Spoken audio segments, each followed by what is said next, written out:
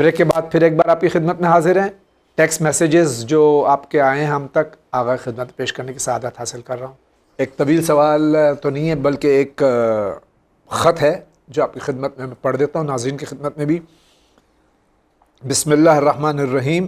السلام علیکم ورحمۃ اللہ وبرکاتہ. علیکم السلام ورحمۃ اللہ وبرکاتہ.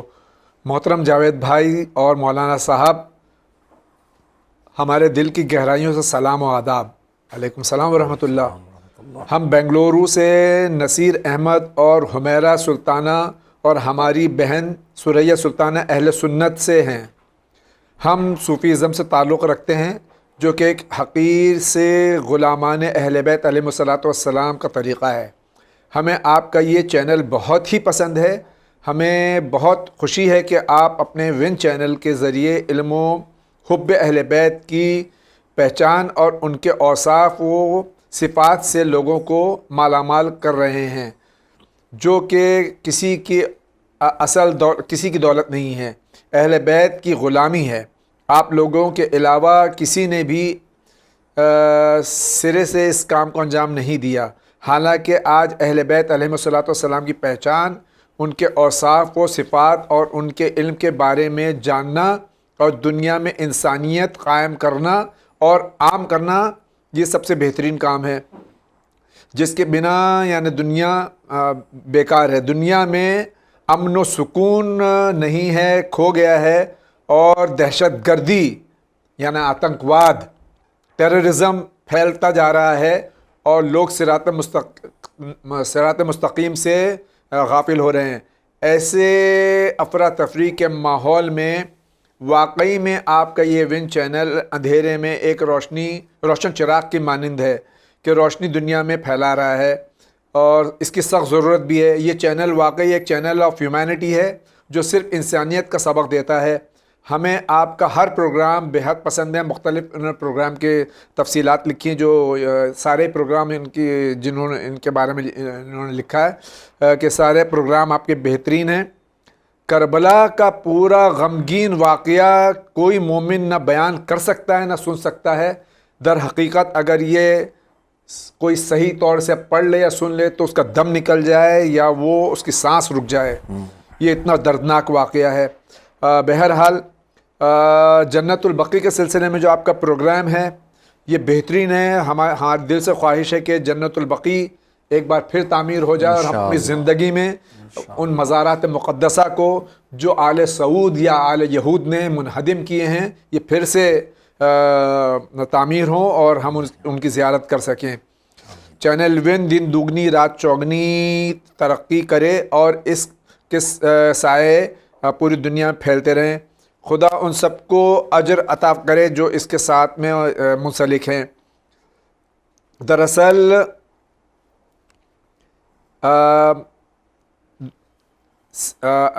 اور آپ سب کو صحت و درستی اور عافیت عطا کرے اور ان کی آخرت بھی بلند سے بلند تر ہو. آمین. محترم جاوید بھائی صاحب، ہمیں علامہ نسیم عباس رضوی صاحب کے بیانات بہت پسند ہیں. آپ سے التجا ہے کہ ان کے بھی بیانات سے لوگوں کو سرفراز کریں. غلام اہل بیت علیہ الصلوۃ والسلام، یہ ہمارے برادران اہل سنت اور خواہران اہل سنت جن کا یہ خط تھا جو میں نے ناظرین کی خدمت میں اور آپ کی خدمت میں پیش کیا. آپ کچھ کہنا چاہیں گے آغاز اس سلسلے میں؟ انصاف پسند ہیں اور ان میں یہ خوبی ہے کہ خوبی کا اقرار کرتے ہیں، ورنہ عام طور پر ہماری قوم عام طور پر صرف تنقیص اور تنقید کی طرف زیادہ توجہ دیتی ہے. جی، اللہ ان کو جزائے خیر دے. اور جہاں تک انہوں نے تذکرہ کیا کہ اہل بیت کی تعلیم کی ترویج ہی پوری دنیا میں امن و امان قائم کر سکتی ہے، ایک بہت بڑی حقیقت ہے. اسی طرح سے جو انہوں نے فرمایا کہ عزاداری عزائے حسین میں جو کچھ کربلا میں گزرا ہے نہ اس کو کوئی بیان کر سکتا ہے نہ اس کو کوئی سن سکتا ہے، برداشت کر سکتا ہے. حقیقت ہے. اس کی کچھ جھلکیاں ہمیں اپنے زمانے کے امام حضرت ابوالیاس رضی اللہ تعالیٰ فرج الشریف کی اس زیارت میں دکھائی دیتی ہیں جو زیارت ناہیہ کے نام سے جانی جاتی ہے. اللہ ان کے توفیقات میں بھی اضافہ کرے. اہل بیت علیہ السلام سے وابستہ ہیں تو اہل بیت علیہ السلام ہی کی سیرت کو پوری طرح سے اپنائیں اور اپنی زندگی ان کی سیرت کی روشنی میں بسر کریں اور ہم سب کو مالی کی توفیق دیں. الہی آمین انشاءاللہ. اور یہ حقیقت ہے جو آپ بیان فرما رہی ہیں کہ اہل بیت علیہ الصلوۃ والسلام کے جادے سے جو دور ہیں وہی دہشت گرد ہیں. अस्सलामु अलैकुम। अलैकुम सलाम। हज़रत एक सवाल है, अगर इजाज़त हो तो बताऊं? बिल्कुल इजाज़त है, आप सवाल कर ही रहे हैं। सवाल ये क्या है, हदीस पाक है हुसैन मिन्नी वाना मिन हुसैन, हुसैन मुझसे और मैं हुसैन से हूँ। तो ये समझ में आता है कि हुसैन मुझसे हैं या सरकार ख़त्म मरतबत से हैं, लेकिन मैं हुसैन से हूँ ये समझ में नहीं आता, इनके समझ में नहीं आता, ये तो आप समझा दीजिए। बहरहाल ये 14 सदियों से ये बात बताई जा रही है मेरे ख़्याल से। ये इरशाद पैगंबर गिरामी का है और ये पूरे आलम इस्लाम में बिला तफरीक़ फ़िरक़ा जी तमाम उलमा ने इस कौल को पैगंबर से मंसूब किया है। और इसका पहला जुमला तो ज़ाहिर हर एक की समझ में आ जाता है, बिल्कुल सामने की बात है कि हर नवासा नाना की नस्ल से होता है, लेकिन इसमें भी एक वजाहत है कि ये नवासे का रिश्ता नहीं है, ये बेटे का रिश्ता है, जो कुरान मजीद में सूरह आय मुबाहला में सामने आया है।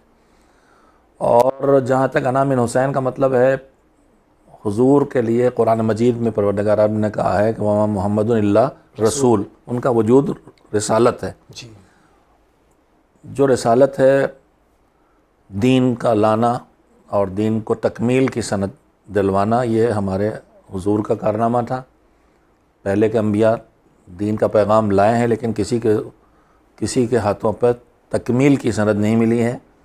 ये हुजूर ने जब मैदान गदीर में क़यामत तक के लिए ऐलान विलायत अमीरुल मोमिनीन अली इब्न अबी तालिब अलैहिस्सलातु वस्सलाम करके दीन की हिफाजत का इंतज़ाम बहुक्म खुदा कर दिया। और वो इतना अहम पैगाम था कि अल्लाह ने कहा था कि अगर ये पैगाम तुमने न पहुँचाया तो पूरा दीन ही नहीं पहुँचाया, गोया इस तरीके से मिट जाएगा।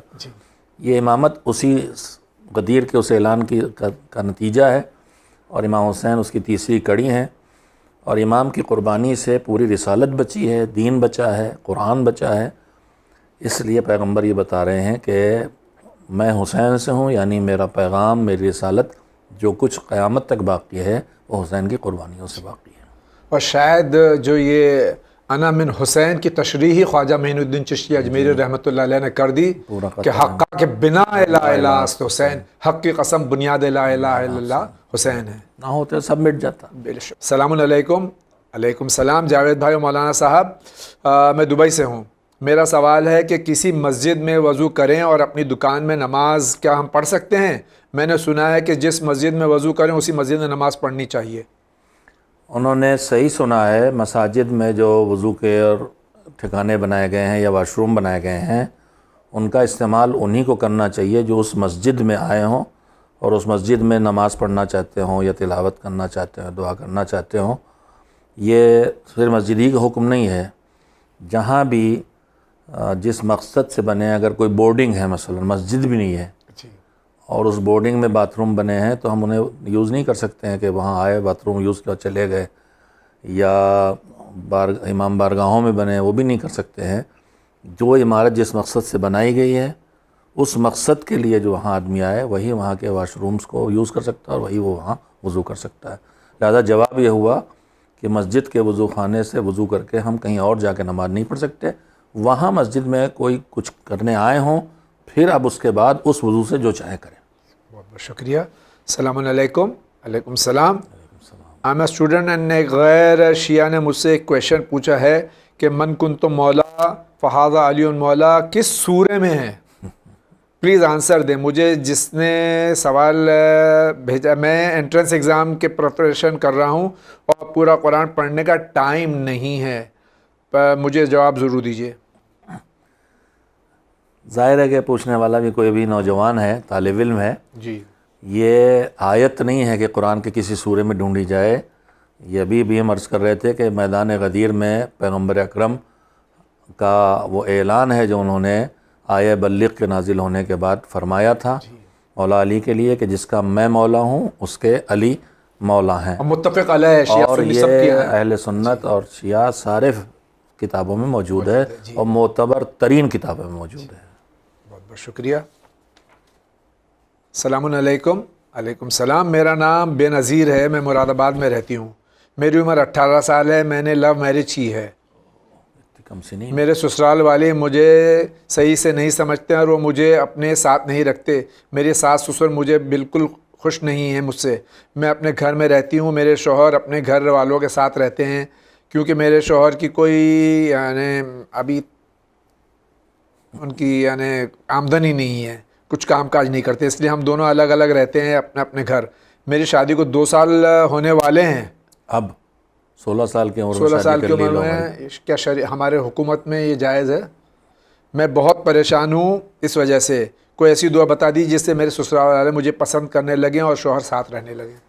پہلی بات تو یہ ہے کہ انہوں نے ناسمجھی کی ہے. اپنے بزرگوں سے ہم آہنگی کے بغیر شادیاں نہیں کرنا چاہیے. نوجوانی کے فیصلے اکثر غلط ہوتے ہیں، اور خاص کر کے مجھے نہیں معلوم کہ ان کے ماں باپ صاحبزادی کے ماں باپ راضی تھے کہ نہیں، جی اس لیے کہ باپ کی اجازت شرط ہے. جی صاحبزادے نے شادی کر لی اپنے ماں باپ کی مرضی کے بغیر، انہوں نے بھی اچھا کام نہیں کیا. ان سے ہم آہنگ کرنا چاہیے تھی. اب اس کے لیے کوئی دعا نہیں ہے. اپنی اچھی سیرت، اپنے اچھے اخلاق اور اپنے اچھے برتاؤ کے ذریعے دلوں پر قبضہ کریں اور اپنی زندگی سدھارنے کی کوشش کریں.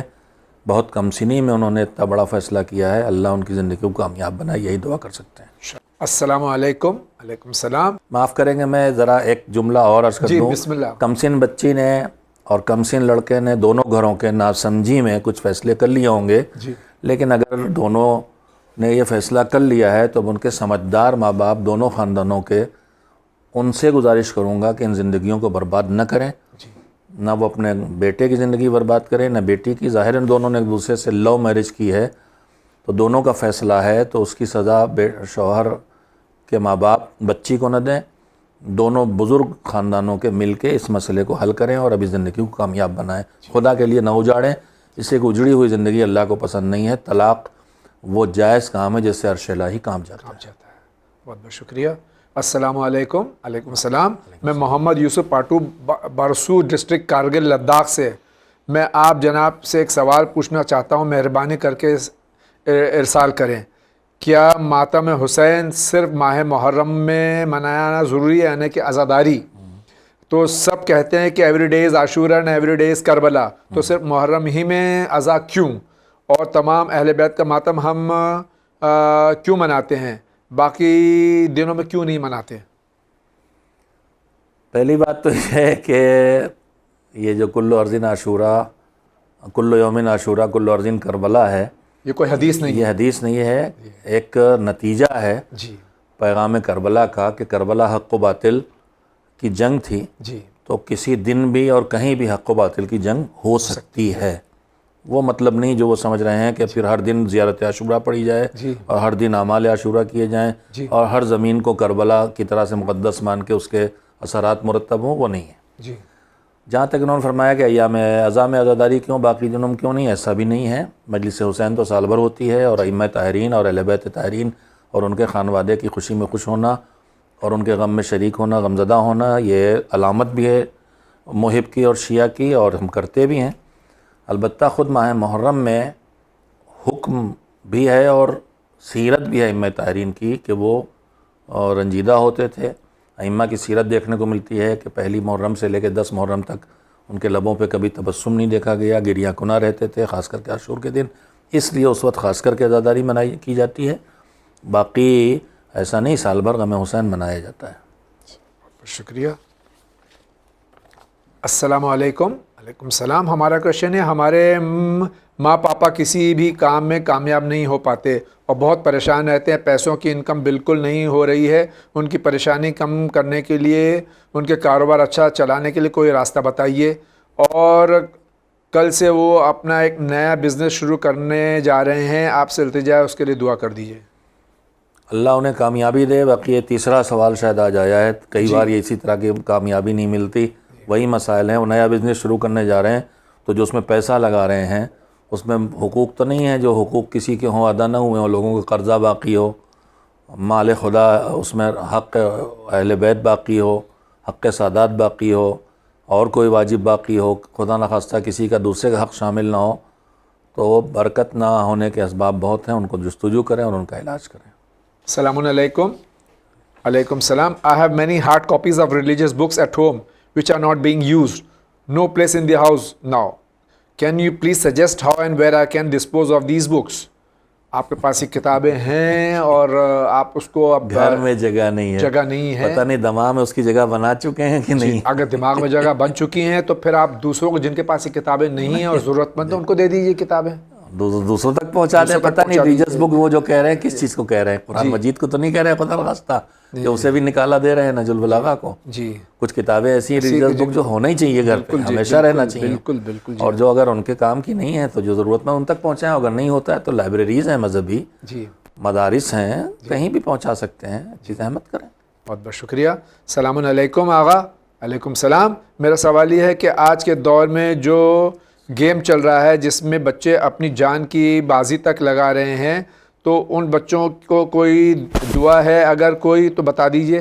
آج کل ایک بلو ویل، جی ہاں بلو اور ہندوستان میں اب مختلف جگہوں پہ کم سے کم 7-8 کیس تو میں خود پڑھ چکا ہوں پیپر میں. تو اس سلسلے میں ایک ہر چیز میں دعا چاہیے. ہمارے لوگ بھائیوں کو دوا نہیں چاہیے. کوشش نہیں کریں گے. آپ نے بچے کو گیم پہ کیوں لگایا ہے بھائی؟ جی آپ کے بچے کا ذہن کمزور ہوگا، نگاہیں کمزور ہوگی، تعلیم برباد ہوگی، الجھے گا، کمزور ذہن کا ہوتا چلا جائے گا، دین سے بھی دور ہوگا، لت کی طرح سے بیماری ہے، نماز بھی چھوڑے گا، واجبات بھی چھوڑے گا.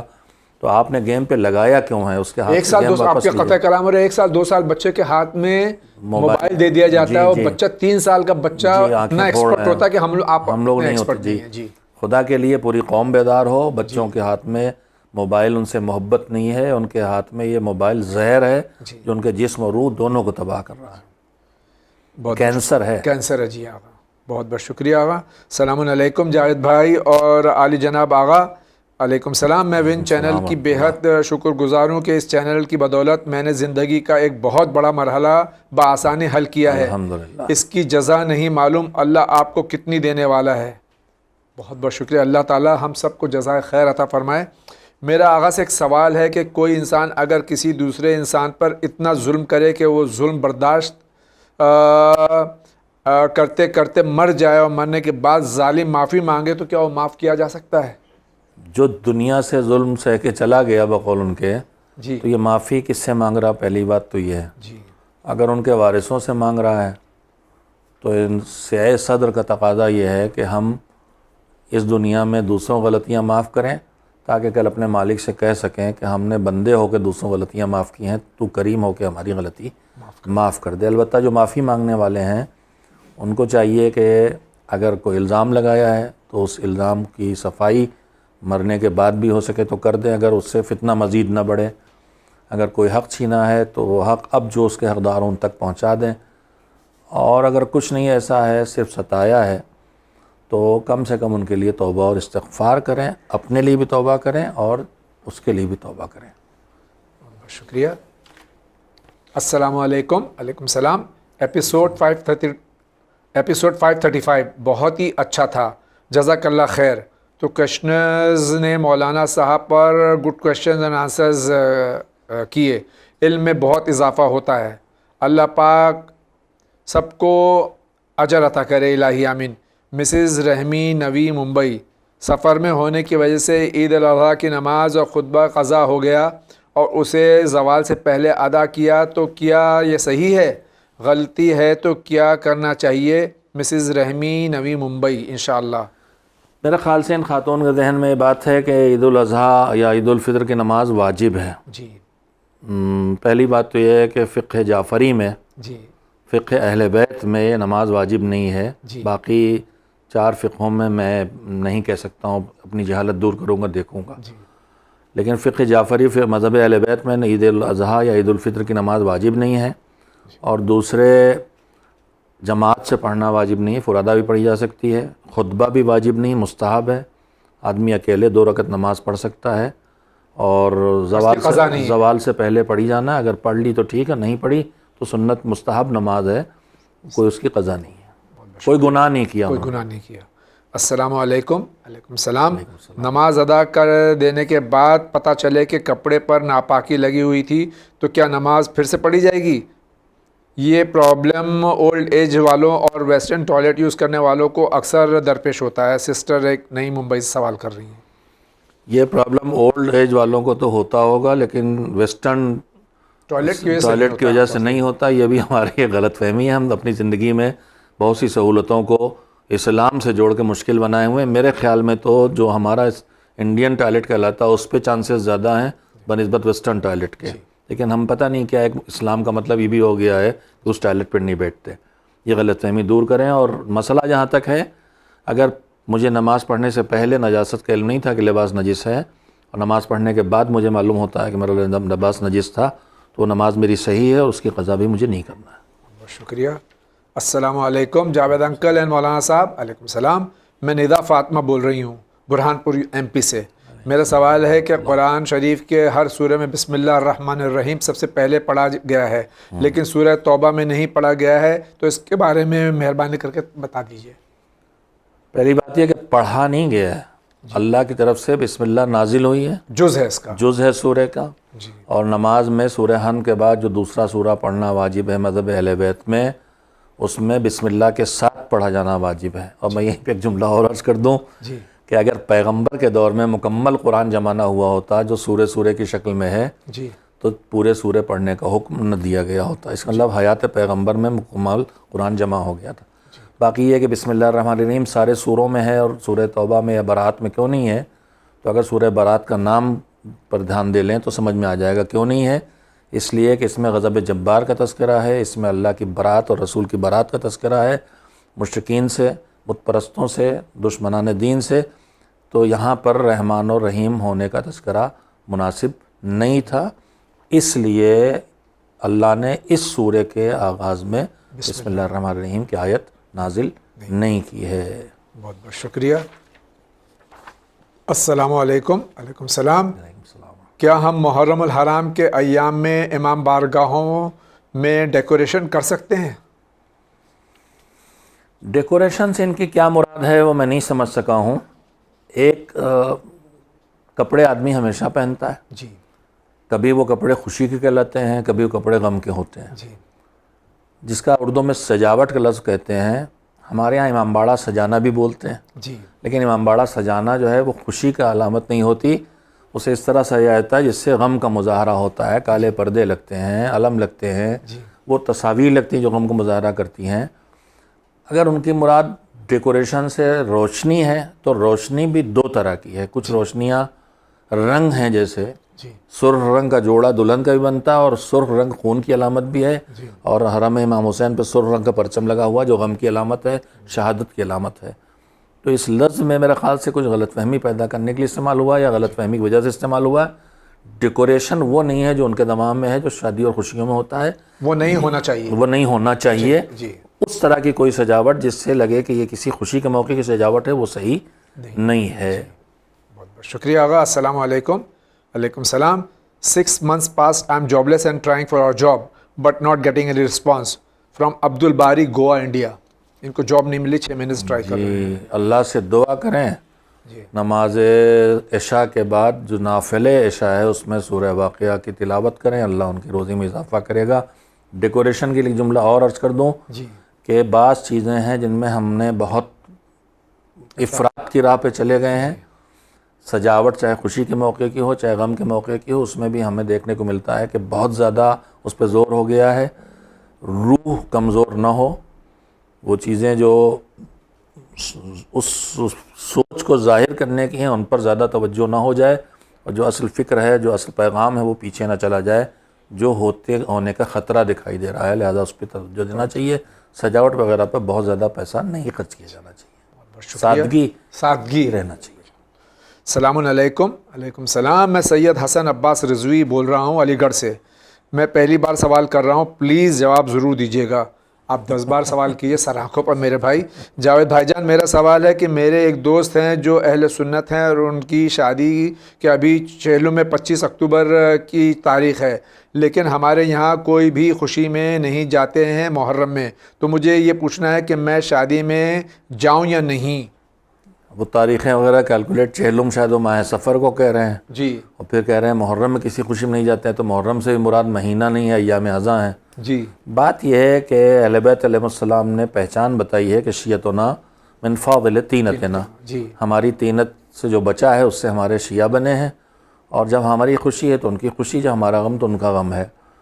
پورے عالم اسلام میں کم سے کم 40 تک یہ غم چھایا رہتا ہے زندگی پہ، اور جب زندگی پہ غم چھایا ہو، جیسے میرے گھر میں کوئی میرے باپ کا سایہ سر سے اٹھ جائے تو میں موت کے دن شادی کرنے لگوں، سیوم کے دن کرنے لگوں، 40ویں کے دن کرنے لگوں، یا موت کے بہت جلدی شادی کرنے لگوں، عام طور پر معاشرہ یہی کہے گا کہ ان پر باپ کی موت کا اثر نہیں ہے۔ اب یہ اپنے اپنے دل کی بات ہے کہ کون کب تک غمزدہ رہتا ہے، لیکن محبان اہل بیت کے معاشرے میں پوری دنیا میں 40 تک خوشی کا کوئی چیز نہیں دکھائی دیتی، غم ہی غم چھایا رہتا ہے، اور یہ پسند بھی اہل بیت علیہ السلام کو، لہذا جو لوگ رکھ رہے ہیں شادی وہ اتنا غمزدہ نہیں ہوں گے۔ لیکن آپ شرکت نہیں کیجیے تو بہتر آپ غمزدہ ہیں، اور آپ کو بہرحال خوشی کی کسی موقع میں اس طرح ان مواقع پر نہیں جانا چاہیے۔ بہت بہت شکریہ۔ ناظرین کرام، آج کے اس ایپیسوڈ کا وقت ختم ہو چاہتا ہے۔ میں حجت الاسلام کا شکریہ ادا کرتا ہوں کہ گناہ مصروفیات کے باوجود تشریف لائے اور ہمارے اس پروگرام میں شرکت کی۔ میں ان کی صحت کے لیے دعا گو ہوں، اور تمام مراجع کرام، تمام علماء حق اور تمام ناظرین، تمام مومنین کے لیے دعا گو ہوں کہ اللہ تعالی ہم سب کو صحت و سلامتی عطا فرمائے اور زیادہ اہل بیت پر چلنے کی زیادہ سے زیادہ توفیق عطا فرمائے۔ الہی آمین۔ آج کا پہلا انعام جا رہا ہے، جبکہ مولا کی ایک حدیث میں ہم نے پڑھا ہے کہ ہم اہل بیت کے مسائل کے ذکر کا پیسہ لینا، اجرت طے کرنا حرام ہے، لیکن ہمارے علماء باقاعدہ لاکھوں میں اس کی اجرت طے کرتے ہیں، اتنے میں پرتان ہیں، تو یہ پیسہ لینا ان کا کیسا ہے؟ آج کا دوسرا انعام کے حقدار ہیں۔